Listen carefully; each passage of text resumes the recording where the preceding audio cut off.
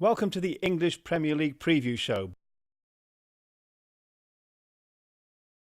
New Liverpool boss Brendan Rodgers is looking for 3 points to kickstart his Anfield revolution as the Reds face former coach Steve Clarke's West Brom at the Hawthorns. Rodgers admitted he's still looking to bring in new faces before the transfer window closes at the end of August. Hopefully bring in one or two more that can help the group here. And I'm very happy with the players. Players have been brilliant since the first day I walked in. Their application and appetite to learn and to work has been phenomenal. And in our last couple of games, in particular the Europa League game at home and the Leverkusen game, have shown real good signs of how we can move forward. So like I say, there's certainly no frustration.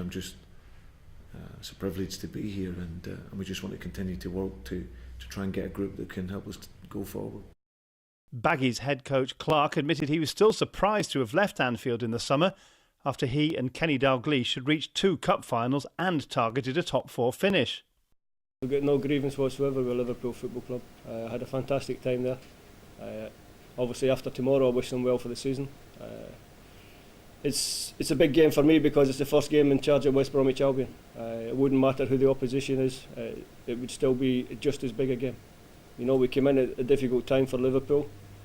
We stabilised the club, got them in a good position, reached 2 cup finals and put together a decent squad. And I know for a fact, because I spoke to Kenny towards the end of last season when we didn't envisage that we wouldn't be at Liverpool, and we spoke about our prospects for this coming season. And both Kenny and I had agreed that top 4 was a realistic target for that Liverpool squad. Andre Villas-Boas stressed the importance of his Spurs side picking up points on their trip to the northeast. He claimed Newcastle will rival them for a Champions League spot at the end of the season, and early points could prove vital. Well, a difficult game. Going to Newcastle away is never an easy trip. I think last year Tottenham drawn, but had a difficult game as well. Were leading most of till the final minutes of the game.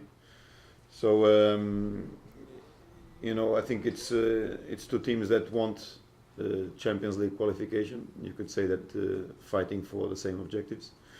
We want to make sure that this year we can push a little bit further than that, and we will have to see if we are able to do that progressively on a week-to-week basis.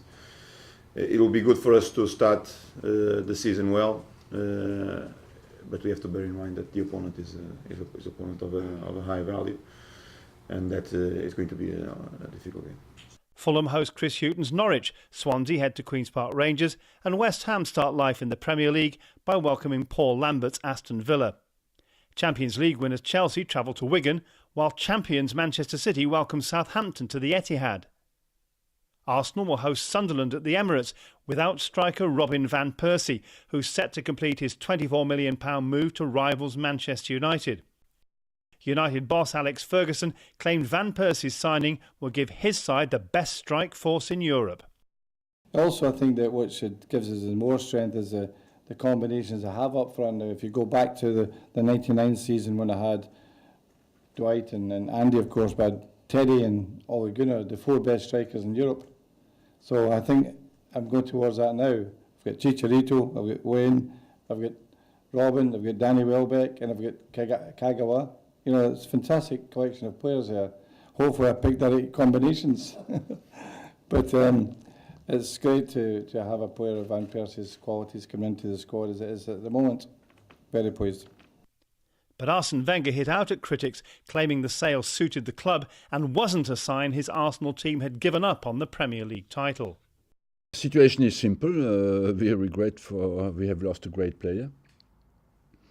And for one simple reason is that he had only 1 year left on his contract and he wanted to go. And as well, that we had anticipated that this situation might happen, and therefore we had bought Podolski and Giroud, and I think we were prepared to keep him, of course, but as well, the worst gets to the worst, to sell him. I believe we have what is needed to be ambitious and to play our game. Everton entertain Manchester United on Monday night, a game we'll preview in the review bulletin.